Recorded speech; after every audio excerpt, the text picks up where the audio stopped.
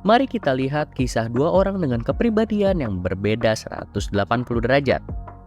Perkenalkan, Prof. L, seorang ekstrovert yang adalah mantan pengajar ilmu psikologi di Universitas Harvard. Selama masih mengajar, Prof. L terkenal karena cara mengajarnya yang sangat interaktif.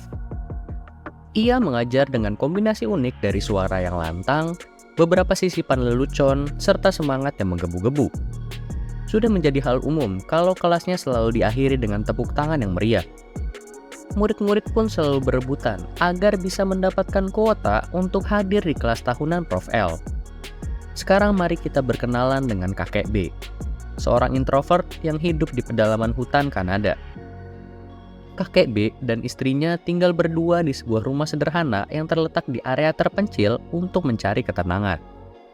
Kakek B menghabiskan hari-harinya dengan bermain musik, membaca buku, dan juga menulis blog. Ketika ingin bertemu teman lama, kakek B lebih memilih untuk mengobrol berdua saja ketimbang acara kumpul-kumpul yang ramai. Bahkan, kalau ia dipaksa menghabiskan terlalu banyak waktu di keramaian, ia bisa sakit. Satunya ekstrovert, satunya introvert. Terlihat wajar-wajar saja kan? Tapi apa lu percaya kalau gue bilang Prof. L dan kakek B adalah orang yang sama? Hebatnya lagi, ini bukanlah tokoh fiktif. Orang yang adalah profesor ceria sekaligus kakek pendiam ini adalah Profesor Brian Little. Beliau sejatinya adalah seorang introvert tulen yang mampu acting menjadi ekstrovert ketika diperlukan. Sebuah kepribadian yang disebut dengan pseudo ekstrovert alias ekstrovert KW. Saking meyakinkannya, hampir semua murid Prof. Little akan terkejut dan tidak percaya bahwa pengajar mereka adalah seorang introvert. Sebagai catatan, Prof. Little bukanlah seorang aktor kawakan ataupun mempunyai kemampuan akting yang mumpuni. Beliau hanyalah seorang introvert yang ingin menunjukkan bahwa merubah kepribadian untuk jangka waktu tertentu sangatlah mungkin. Apa yang dilakukan oleh Prof. Little saat berubah menjadi pseudo extrovert ketika sedang mengajar dikenal dengan istilah free trade. Berdasarkan teori free trade, manusia memang terlahir dengan kepribadian tertentu. Tapi, manusia juga mampu bertindak out of character untuk bisa sukses menjalankan hal yang dia sukai. Teori ini pun berhasil dibuktikan oleh Prof. Richard Lipa. Pada tahun 2006, Prof. Lipa yang saat itu bekerja sebagai profesor psikologi di Universitas Stanford Amerika melakukan sebuah studi untuk menguji apakah individu dengan kepribadian introvert punya kemampuan untuk berperilaku layaknya ekstrovert.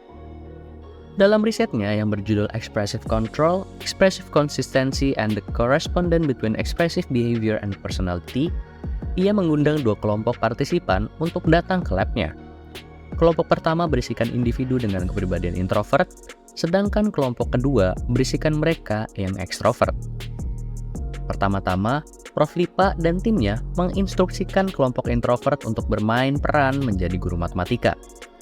Partisipan introvert kemudian diberikan arahan tambahan untuk berakting se-ekstrovert mungkin ketika mengajar, baik dari cara bicara, nada suara, hingga bahasa tubuh. Semua kegiatan ini direkam, baik audio maupun visualnya, oleh tim peneliti. Lalu di hari yang berbeda, kelompok berisikan ekstrovert juga disuruh untuk mengajar matematika sambil direkam. Tentunya tidak ada perintah khusus untuk acting, karena mereka memang ekstrovert alami. Rekaman sesi mengajar dari dua kelompok ini pun dibandingkan untuk dianalisa. Hasilnya, meski kelompok yang berisikan ekstrovert secara keseluruhan memang lebih menunjukkan ciri-ciri ekstrovert mereka, beberapa individu dari kelompok introvert ternyata berhasil acting dengan cukup meyakinkan. Terlihat bahwa pseudo ekstrovert memang benar ada, dan mereka mampu menyamarkan jejak keintrovertan mereka. Atau dengan kata lain, beberapa partisipan kelompok introvert mampu berpura-pura hingga batas tertentu. Bahkan ada introvert yang gerak-geriknya sangat mendekati ekstrovert asli. Dari hasil eksperimen yang dilakukan oleh Prof. Lipa dan timnya tadi, kita bisa melihat bahwa ternyata introvert memang bisa berperilaku layaknya ekstrovert. Namun, temuan lain yang perlu ditekankan adalah fakta bahwa tiap introvert juga punya batasannya masing-masing. Ada yang mungkin bisa mirip sekali dengan ekstrovert, ada yang tidak terlalu, bahkan ada pula yang tidak bisa sama sekali. Apa rahasianya? Ternyata, faktor penting yang menjadi penentu adalah sebuah sifat psikologi yang disebut dengan self-monitoring. Introvert yang tergolong sebagai high self-monitor nampaknya memiliki kemampuan untuk beradaptasi sesuai dengan kebutuhan situasi. Utamanya adalah ketika bersosialisasi, di mana individu high self-monitor akan meninggalkan perilaku introvert mereka dan memasang topeng ekstrovert selama yang diperlukan. Sedangkan mereka yang tergolong sebagai low self-monitor cenderung lebih tidak peka dengan situasi sosial sekitar. Introvert low self-monitor ini tetap kokoh pada pendiriannya dalam melakukan interaksi. Contoh paling gampang adalah pada saat acara kumpul-kumpul. Seorang introvert high self-monitor, meskipun tidak suka, tetap mau meladeni percakapan basa-basi dengan orang lain. Berbeda dengan introvert low self-monitor yang hanya akan menjawab seperlunya dan berusaha cepat-cepat menjauh dari keramaian. Nah, buat lo yang penasaran apakah lo termasuk high self-monitor atau low self-monitor, lo bisa menjawab pertanyaan-pertanyaan berikut.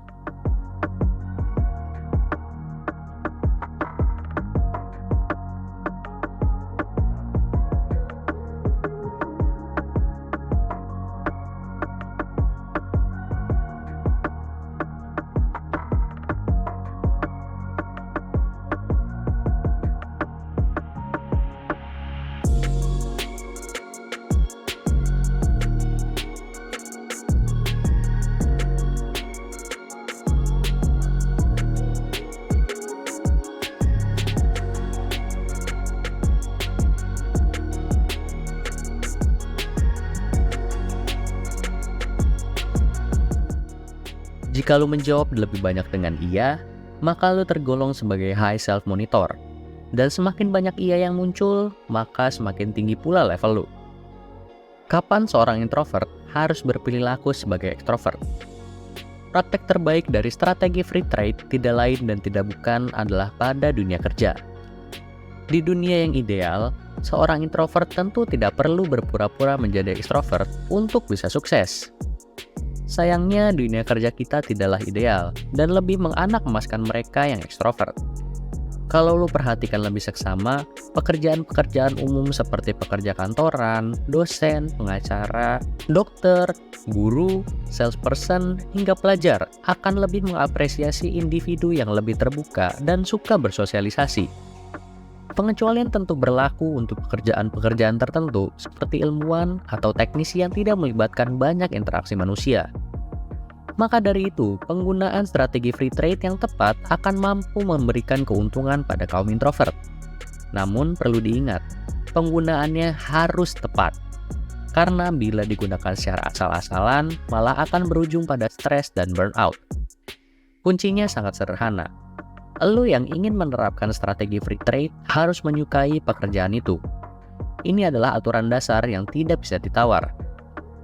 Ketika lo suka dengan apa yang lo kerjakan, sedikit pengorbanan dengan berpura-pura seperti ekstrovert pasti bisa ditolerir. Karena pada akhirnya ini hanyalah sementara dan demi kelancaran karir. Tapi lain cerita kalau lo tidak suka dengan pekerjaan itu. Lebih baik jangan melakukan strategi free trade. Ujung-ujungnya, lo akan semakin membenci pekerjaan itu dan berpikir kalau jalan untuk sukses satu-satunya hanyalah dengan berubah menjadi orang lain. Sejak lahir, kita sudah terbiasa mendengar pepatah, jadilah diri sendiri. Sehingga, ide untuk berpura-pura menjadi orang lain adalah sebuah mimpi buruk. Selain rasa tidak nyaman karena merubah perilaku, ada juga keraguan akan label palsu yang bisa menempel. Namun, bila dilakukan atas dasar cinta dan panggilan pekerjaan, bukankah berpura-pura menjadi ekstrovert untuk sebuah periode waktu tertentu juga adalah bentuk dari usaha mengembangkan diri sendiri? Jika menurut lo konten ini bermanfaat, boleh di-share ke teman-teman lo biar mereka juga tahu tentang hal ini. Sampai bertemu kembali di episode selanjutnya.